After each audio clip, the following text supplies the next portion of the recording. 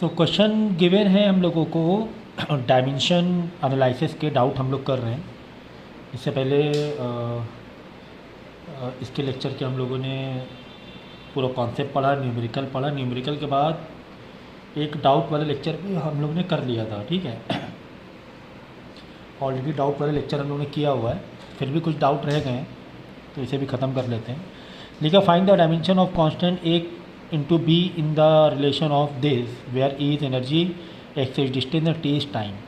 तो किसी का भी तुम्हें डायमेंशन पूछा जाए तो पहले तो जितने भी इंडिविजुअल एलिमेंट हैं, वेरिएबल्स हैं, उनका तुम्हें डायमेंशन मालूम होना चाहिए, तभी आप बाकी दूसरे का निकाल पाओगे। जैसे ई का मालूम होना चाहिए, एक्स डिस्टेंस है तो डिस्टेंस है तो इसका लेंथ हो जाएगा, टी के लिए टाइम हो जाएगा, ठीक है ना।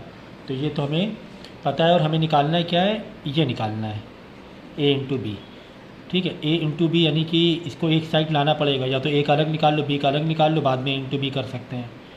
तो ठीक है, तो यहाँ से ये जो गिवन है ना, ये जो गिवन होता है वहाँ से स्टार्टअप करेंगे हम लोग।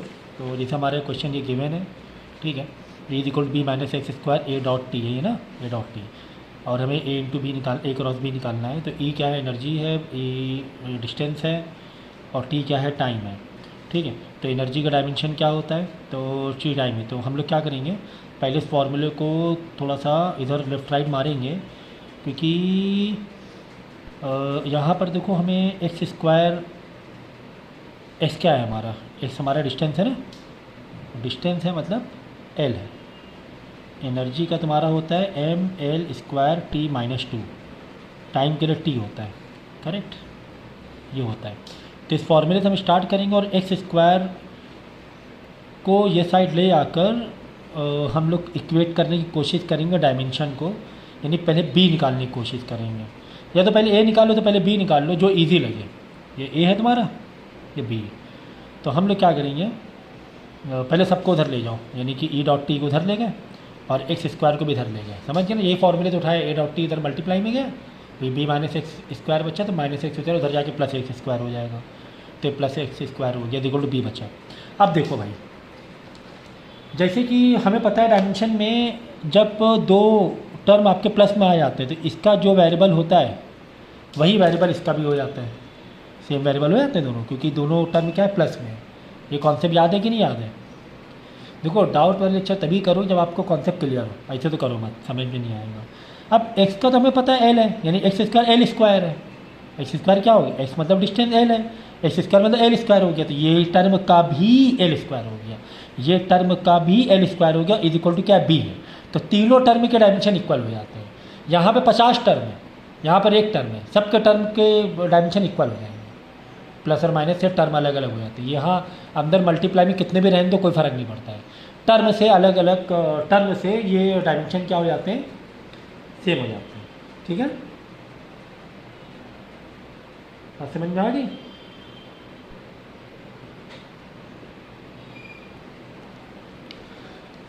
ठीक है, तो एक्स स्क्वायर का हमें मालूम है। अब एक्स स्क्वायर मालूम से कितना हमें सारी चीज़ें मालूम पड़ जाएंगी। स्क्वायर पता है एल स्क्वायर, स्क्वायर तो एक्स स्क्वायर एल स्क्वायर, तो ये भी पूरे का क्या हो जाएगा, एल स्क्वायर। बी का भी क्या हो जाएगा, एल स्क्वायर। बस ई ए टी का भी एक्स एल स्क्वायर हो गया, एक्स स्क्वायर का भी एल स्क्वायर हो गया, बी का भी एल स्क्वायर। यानी हमें ई ए टी का ओवरऑल एल स्क्वायर मालूम पड़ गया, बी का मालूम पड़ गया। हमें ए इंटू बी चाहिए तो बी का तो पता चल गया ना। चलो अच्छा ठीक है।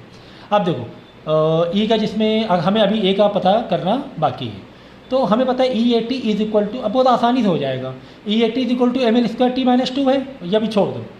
अब ई ए टी क्या है, ई क्या है, a e M L square T minus two है। तुम क्या करना, ए टी को उधर भेज देना, ई को भी उधर, ई को भी इधर भेज देना, ए को यहीं रखना। ऐसे कर लो भाई, देखो तुम्हारा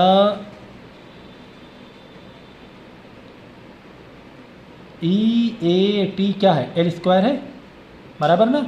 अब तुम्हें ए चाहिए तो ए को यहीं रखो, ये तुम्हारा एल स्क्वायर है, ई को नीचे ले जाओ, टी को भी नीचे ले जाओ, बराबर। अब ई को खोल दो, M L square T minus two, T में खुल जाएगा, है ना।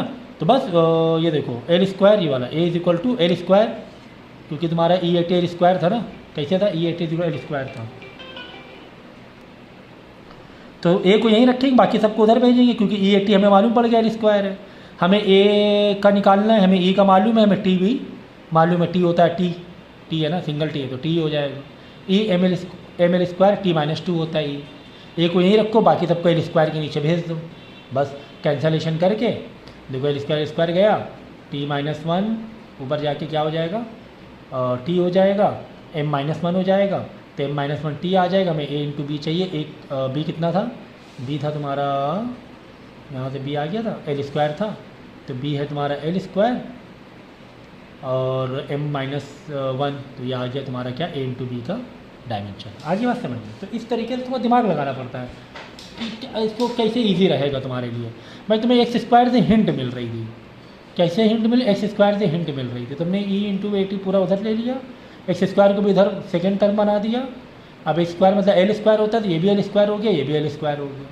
फिर ई ए टी को इंडिविजुअल हमने ट्रीट किया, e a t is equal to l square था, हमने क्या किया, ए को यहाँ रखा, ई अपॉन टी को नीचे भेज दिया एल स्क्वायर के, ई का डायमेंशन अलग खोला, टी का डायमेंशन अलग खोला, सिंप्लीफाई कर ले, ए का मालूम पड़ के बाद में ए इंटू बी लास्ट में कर लिया, बराबर। फिर क्वेश्चन नंबर कौन सा है, 9 है ना। 9 में देखो क्या है, क्वेश्चन 9 में दिया, in the relation of this p, मतलब पी क्या है तुम्हारा, प्रेशर है, alpha into b, alpha upon beta, e के ऊपर सम ये है पावर है, किसी के ऊपर कोई पावर होती है वो डायमेंशन लेस होती है, याद रखना। किसी भी वेरिएबल पर कोई पावर होती है वो क्या होती है, डायमेंशन। ई तो कांस्टेंट है ही, तो इसके पावर भी क्या हो गई तुम्हारी, डायमेंशन लेस हो गई, ठीक है, याद रखना। फॉर्मूला फॉर बीटा का फॉर्मूला चाहिए ना, what is the dimensional formula beta का फॉर्मूला चाहिए हमें। पी प्रेशर है, जेड डिस्टेंस है, के बोल्ट्जमैन कांस्टेंट है, थीटा तो एक टेम्परेचर हो गया तुम्हारा। तो देखो पी क्या है इसमें, इस पूरे फॉर्मूले जो गिवन है, पी प्रेशर है, जेड तुम्हारा डिस्टेंस ऊपर दिया हुआ है, के तुम्हारा बोल्ट्जमैन कांस्टेंट है, थीटा तुम्हारा टेम्परेचर है, ये पावर दी गई है। ऐसे अलग अलग तो है तुम्हारे पास, अलग अलग डायमेंशन रहेगा, लेकिन सबको जब सॉल्व करोगे ये डायमेंशन लेस होगा। भाई ऐसे तुम्हारा जेड क्या है, डिस्टेंस है, ऐसे दिया हुआ है, ये दिया हुआ है, ठीक है। लेकिन जब तुम इसको ओवरऑल पावर के उसमें ये ओवरऑल सॉल्व करोगे, this divide by this divide है ना, के थीटा और ऊपर समथिंग है, तो इसका आंसर डायमेंशन लेस हो जाएगा, क्योंकि ये पावर में है। बस ये कॉन्सेप्ट याद रखो कि कोई अगर तुम्हें वेरिएबल पावर में दे वो डायमेंशन लेस होता है। तो यही हमें पता करना, बीटा कांस्टेंट पता करना, फाइंड डायमेंशन फार्मूला, ठीक है ना। अब प्रेशर का हमें मालूम है, देखो जिसका जो मालूम ओपन करो वहीं से कुछ ना कुछ चीज़ें मिलेंगी तुम्हें। प्रेशर क्या, M L minus one T minus two होता है प्रेशर का, जेड डिस्टेंस में एल दिया हुआ है, के बोल्ट्जमैन कांस्टेंट है। अब ये तुम्हें भाई के का फॉर्मूला क्या, ई अपॉन थीटा होता है के का फॉर्मूला। अब ई जिसमें एनर्जी हुआ, एनर्जी का फॉर्मूला क्या होता है, M L square T minus two. देखो प्रेशर का एम एल माइनस वन है और एनर्जी का M L square T minus two upon theta, ये के का फॉर्मूला है, Boltzmann constant formula energy upon theta, ये फॉर्मूला है, ठीक है ना। अब जिसमें ई का हमें मालूम है और थीटा हमने ये ले लिया, बाद थीटा को इधर भेज देंगे तो के थीटा क्या आ जाएगा, m L square T minus two आ जाएगा, यानी के थीटा तुम्हारा क्या हो जाएगा, m L square T minus two हो जाएगा, बराबर है। अब देखो, अब जिसमें अगर हम इस डायमेंशन को ओवरऑल उठाएं तो ए इंटू जेड के थीटा डायमेंशन लेस है, क्योंकि ओवरऑल जो डायमेंशन लेस है, ओवरऑल डायमेंशन लेस है, अलग अलग सबकी वैल्यू है मान रहे हैं, लेकिन ओवरऑल डायमेंशन लेस है। जिसमें से के थीटा वहाँ भेज देंगे कि वो डायमेंशन लेस है, तो कुछ है ही नहीं यहाँ पर, समझो वन है, समझो एक तरीके से मान लो इस मिनट के लिए, तो के थीटा इधर जाएगी, जिसमें से हमें ए की वैल्यू क्या आ जाएगी, के थीटा बाई जेड आ जाएगी, जिसमें से के की मालूम है हमें और जेड की मालूम है, थीटा तो टेम्परेचर है, ठीक है ना। तो सबकी वैल्यू यहाँ रख देना और ए की वैल्यू आ जाएगी तुम्हारी यहाँ से, किसकी वैल्यू आ जाएगी, ए की वैल्यू आ जाएगी, बराबर। अब देखो समझो कि अगर हम ये पूरा फार्मूला ओपन कर, अब यहाँ से ए का मालूम पड़ जाएगा, प्रेशर का फार्मूला ओपन कर जो दिया हुआ है तुम्हारा, अल्फ़ा अपॉन बीटा इंटू ई, नो डायमेंशन, ऊपर कोई डायमेंशन नहीं है, ठीक है। तो अल्फ़ा को यहाँ पे ओपन कर लेना, अल्फ़ा का फार्मूला भाई के थीटा क्या है, देखो ना ये के थीटा ऊपर निकाला हुआ है ना, M L square T minus two. Z तुम्हारा क्या है, जेड तुम्हारा डिस्टेंस था, एल था, एल, एक एल जाएगा ऊपर से तो एक L1 बचेगा, क्या बचेगा, L1, ठीक है ना। अब यहाँ पर आ जाओ, अब बीटा हमें प्रेशर हमने फार्मूला डाला, ठीक है, अल्फ़ा अपॉन बीटा ई, और ई के ऊपर जो भी फार्मूला था ये डायमेंशन लेस इसको मान लिया क्योंकि इसमें डायमेंशन नहीं है, तो हम अल्फ़ा अपॉन बीटा ही समझेंगे। प्रेशर नीचे ले आएंगे, अल्फ़ा ऊपर रखेंगे, अल्फ़ा की वैल्यू निकाल चुके हैं, प्रेशर की हमें वैल्यू मालूम है ml² T-2। प्रेशर का जो तुम्हारा ये ml-1 T-2 है।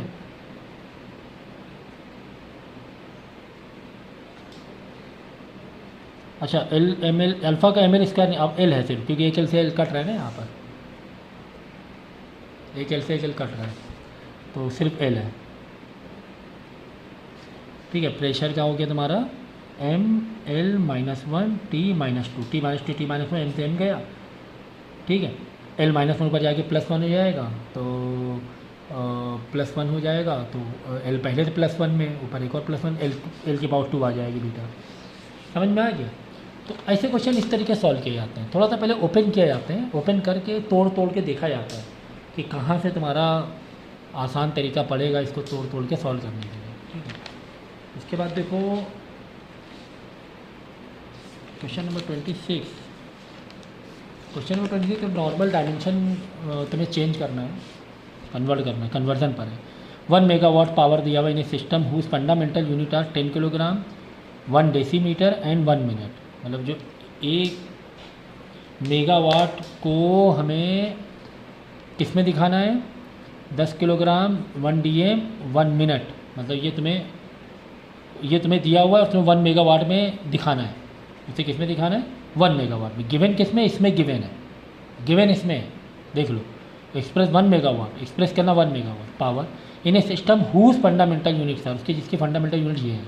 मतलब ये N1 हो गया, मतलब ये 1 वाला हो गया, और N2 में हमें मेगावाट में दिखाना है। भाई तुम्हें क्या दिया हुआ है देखो, समझो तुम्हें M1 दिया हुआ है, L1 T1, M1 10 kg दिया हुआ है, L1 1 डेसीमीटर, 10 को -1 मीटर दिया हुआ है, T1 1 मिनट मतलब 60 सेकेंड दिया हुआ है।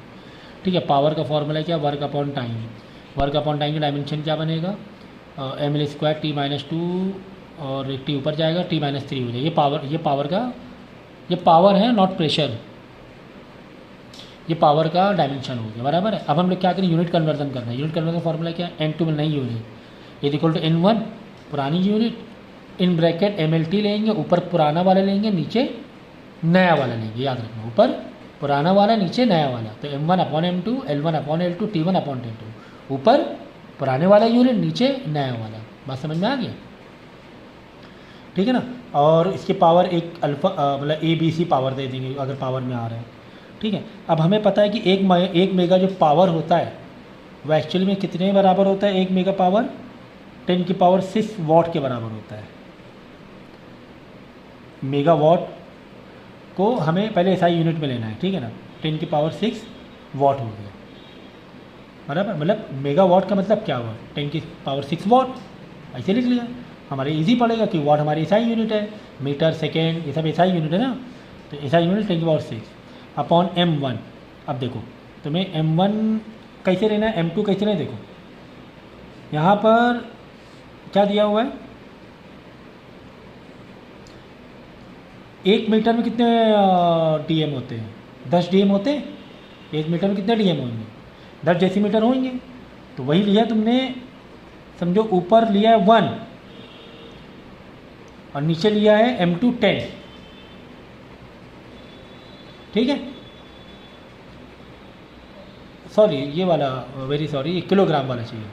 मास तुम्हें 10 किलोग्राम दिया हुआ है, मास किलो कितना दिया, 10 किलोग्राम दिया हुआ है, ठीक है ना। अब तुम्हें ये देखना है M1 में 1 किलोग्राम, और 1 किलोग्राम जो है भाई देखो तुम्हारा 10 किलो है, ठीक है ना। तो ऊपर तुमने लिखा 1 और नीचे तुम्हें नया लिखना है किलोग्राम के हिसाब से। तो एक जो तुम्हें यूनिट दी गई थी वो किलोग्राम में कितने के बराबर, 10 किलोग्राम के बराबर हो गया, ठीक है ना। अब देखो यहाँ पे तुम्हें दिया हुआ 1 DM। 1 DM एक्चुअली में अगर तुम मीटर में लोगे तो कितना लोगे, 10⁻⁻1 मीटर, 0.1 मीटर। देखो नीचे तुम्हारी SI यूनिट चलाना है, नई यूनिट, क्योंकि हमें मेगावाट में दिखाना है। मेगावाट मतलब 10⁶ वॉट में दिखाना है SI यूनिट में। और ऊपर यूनिट कोई मिनट में है, कोई DM में है, कोई 10 किलोग्राम में, ऐसे सोचो, कोई एक 10 किलोग्राम में, ऐसे करके है, ठीक है ना। तो अब यहाँ पे मास में जब हमने 1 लिया, मतलब ये 10 जो 1 है नई यूनिट पुरानी यूनिट का, वो एक्चुअल में 10 किलोग्राम के बराबर है नई यूनिट के हिसाब से, किलोग्राम के हिसाब से। ठीक है, जैसे कि ऊपर 1 dm है, तो 1 dm का मतलब अगर मीटर में लेंगे नीचे नई यूनिट, मीटर कितना हो जाएगा 0.1 मीटर हो जाएगा। जैसे टाइम 1 मिनट है, टाइम क्या है 1 मिनट है, तो लेकिन हमें किस में लेना है 1 मिनट, यानी ऊपर 1 मिनट है तो नीचे 60 सेकेंड, तो नीचे हमें लेना है SI यूनिट में। समझ गए ना। ये 10 किलो में तुम लोग कन्फ्यूज़ हो रहे, इसमें कन्फ्यूज़ मत होना, समझो 10 किलो समथिंग 1 के बराबर था, कुछ 1 ABC के बराबर था, 1 ABC के बराबर था, कोई एक यूनिट थी 1 ABC का, लेकिन 1 ABC किसके बराबर थी 10 किलोग्राम के बराबर थी SI यूनिट के। ऐसे सोचो, तो 1 ABC 10 किलोग्राम के बराबर है, ऐसे सोचो। क्योंकि हमारा जो अगर समझे यहाँ पर ये दिया होता, चलो अच्छा 1 कुंटल दिया होता, क्या होता 1 कुंटल, तो ऊपर लिखते 1, नीचे लिखते 100 किलोग्राम, क्योंकि नीचे SI यूनिट 1 कुंटल, क्योंकि SI यूनिट किलोग्राम में ली जाती है और 1 कुंटल कितने किलोग्राम होते हैं 100 किलोग्राम होते हैं। तो ऐसे यहाँ पे सोच लो तुम, ठीक है ना। समझो 1 कुंटल अगर दिया तो क्या लिखते हैं भाई, 1 ऊपर लिखते हैं, नीचे 100 किलो लिखते हैं, क्योंकि नीचे SI यूनिट लिखते हैं। अब यहाँ पे 10 किलो लिखा है, कन्फ्यूज हो रहे हो, 10 किलो और 1 समथिंग है, उसकी कोई नई जो पुरानी जो यूनिट है वो 1 समथिंग है, तो लेकिन SI यूनिट 1 जो है वो 10 किलोग्राम के बराबर है, वो दिया हुआ है। समझ गया ना। तो नीचे SI यूनिट लिखना है और ऊपर जो पुरानी यूनिट है वो लिखना है, नीचे नई यूनिट लिखना है। ठीक है ना। अब टाइम में देखो यहाँ पे क्या लिखा हुआ है, हाँ ये ABC में वैल्यू क्या डालेंगे भाई, हमें पावर निकालना है ना, M में 1 है तो A में 1 डाल देंगे, L में 2 है, यहाँ पे L में ऊपर पावर 2 डाल देंगे, T में -3 है, टाइम में ऊपर डाल देंगे -3। आगे बात समझ में, क्योंकि पावर की यूनिट हमें पावर ही निकालना है ना, यही तो SI यूनिट है पावर की, बराबर ना। बस इसको सॉल्व कर लेना, सॉल्व करना थोड़ा सिखाएंगे, सॉल्व कर लेना इसको। 60 ऊपर जाएगा, देख लो 60 ऊपर -3 है समझो, क्योंकि ओवरऑल -3 ना दोनों को, -3 ऊपर जाके +3 हो जाएगा। ये 1 के ऊपर भी स्क्वायर है, 0.1 के ऊपर भी स्क्वायर है, तो वो क्या हो जाएगा, ऊपर जाएगा तो 0.1 के ऊपर -2 हो जाएगा। अब उसको तुम देख ना, ये समझो कि 0.1 मतलब 10 की पावर -1 एक तरीके से, 0.1 मतलब 10 की पावर -1, तो -1 2 से मल्टीप्लाई किया तो 10 की पावर -2 हो गया, ऊपर जाएगा +2 हो जाएगा। ये 60 पावर 3, 60 में 3 ये आ जाएगा, फिर 10 की पावर 6 चल ही रहा है, 10 ऊपर जाएगा तो एक 10 ऊपर ले लेंगे हम लोग -1 करके, क्योंकि नीचे +1 है तो ऊपर -1 हो जाएगा। इसको सॉल्व कर देना, आंसर निकाल लेना। ठीक है। अब क्वेश्चन नंबर 27 तो क्या कह रहा है, express 1 atmospheric pressure in CGS system, मतलब CGS में निकालना है हमें। ठीक है। और 1 एटमॉस्फेरिक प्रेशर का मतलब भी क्या होता है, 10 की power 5 newton per metre square upon metre square. और फाइंड करना है हमें डाइन सेंटीमीटर स्क्वायर, क्योंकि CGS यूनिट है। ये क्या है, CGS है भाई। 1 न्यूटन में कितने डाइन होते हैं, 10 की पावर 5 डाइन होते हैं। 1 मीटर में कितने सेंटीमीटर होते हैं, 10 की पावर 2 सेंटीमीटर होते हैं। लेकिन मीटर स्क्वायर से हमें सेंटीमीटर स्क्वायर में जाना है, सेंटीमीटर स्क्वायर। तो 1 मीटर में अगर 10 की पावर 2 सेंटीमीटर होते हैं तो 1 मीटर स्क्वायर में 10 की पावर 4 सेंटीमीटर स्क्वायर होते हैं। ये अच्छे से भाई आना चाहिए तुम्हें, ये हमने मेज़रमेंट में समझाया है अच्छे तरीके से। तो बस करना ही क्या है भाई, तुम्हें ये वैल्यू दी गई थी 10 की पावर 180 मतलब 10 की पावर 5 न्यूटन मीटर स्क्वायर दिया था, तो बस इसको वैसे 10 की पावर 5 वैसे ही लिखा, न्यूटन की जगह 10 की पावर 5 डाइन लिख दिया। ये न्यूटन की जगह भाई देखो ना, ये तुम्हें दिया हुआ है अपॉन मीटर स्क्वायर, वैसे ही बदलो 10 की पावर 5 10 की पावर 5 लिखा, न्यूटन की जगह 10 की पावर 5 डाइन लिख दिया, 10 की पावर 5 डाइन लिख दिया। मीटर स्क्वायर की जगह 10 की पावर 4 से सेंटीमीटर स्क्वायर लिख दिया। ठीक है ना। अब ये 5 + 5 10 हो जाएगा, पावर आपस में ऐड हो जाएंगे, 10 की पावर 10, लेकिन ये जो 4 डिवाइड में ऊपर जाके माइनस हो जाएगी पावर। ठीक है, ये हो जाएगा डाइन अपॉन सेंटीमीटर स्क्वायर, 10 - 4 10 की पावर 6 हो जाएगा डाइन सेंटीमीटर स्क्वायर। आगे बात समझ में, तो ये तो बहुत ईजी था ये वाला।